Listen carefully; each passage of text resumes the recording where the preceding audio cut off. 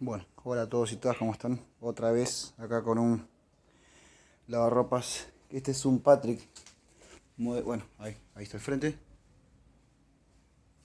Este es el LKP06E10. Acá está el tacho desarmado. Este modelo lleva dos distintos tipos de repuesto, acá está uno y el otro. Que bueno, sacando la polea de atrás ya podemos ver cuál es el modelo que lleva. Yo en este caso es este, el que tiene una punta distinta. Y otra vez lo mismo que la semana pasada. Esta es la pieza que se rompe.